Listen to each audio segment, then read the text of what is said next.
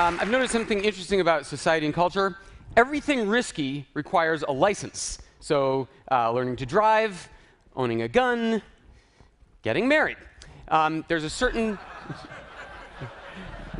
That's true in everything risky except technology.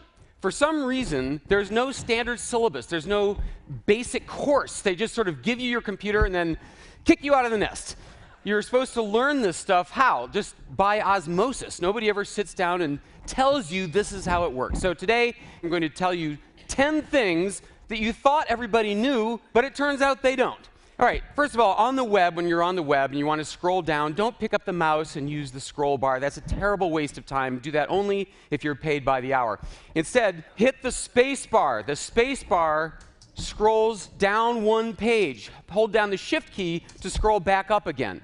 So space bar to scroll down one page works in every browser on every kind of computer. Also on the web, when you're filling in one of these forms like your addresses, I assume you know that you can hit the tab key to jump from box to box to box. But what about the pop-up menu where you put in your state?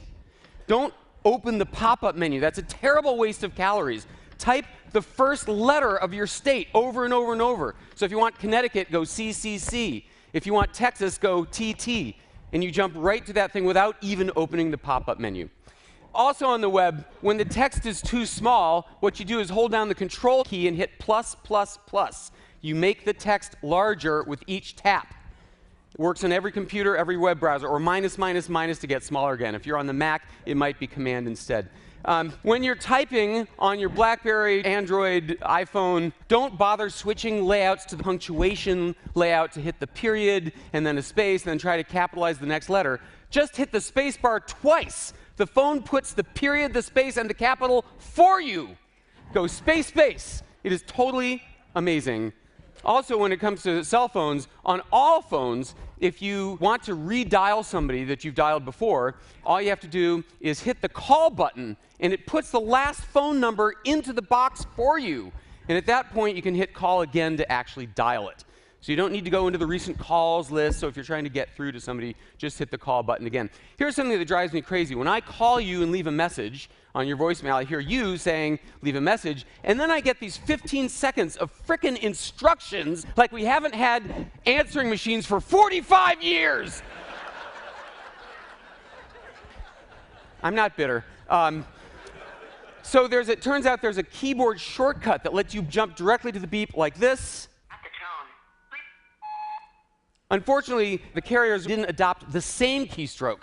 So it's different by carrier, so it devolves upon you to learn the keystroke for the person you're calling. I didn't say these are going to be perfect. OK. So most of you think of Google as something that lets you look up a web page, but it is also a dictionary. Type the word define, and then the word you want to know. You don't even have to click anything. There's the definition as you type.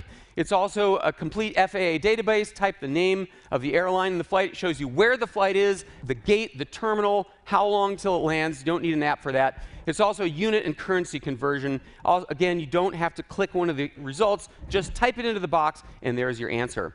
While we're talking about text, when you want to highlight, this is just an example.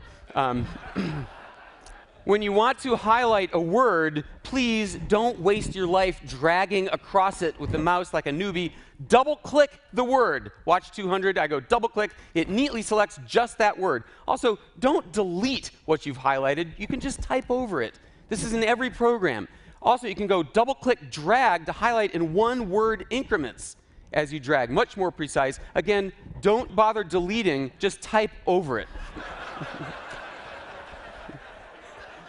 Shutter lag is the time between you're pressing the shutter button and the moment the camera actually snaps. It's extremely frustrating on any camera under $1,000.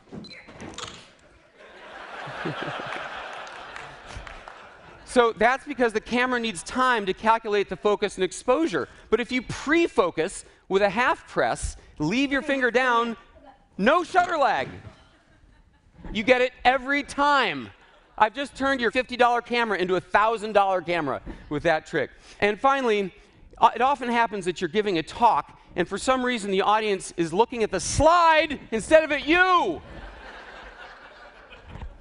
So when that happens, this works in Keynote, PowerPoint, it works in every program. All you do is hit the letter B key, B for blackout, to black out the slide, make everybody look at you, and then when you're ready to go on, you hit B again.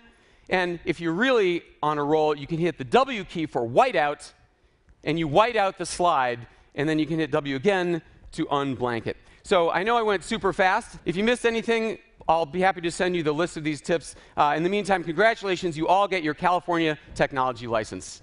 Have a great day.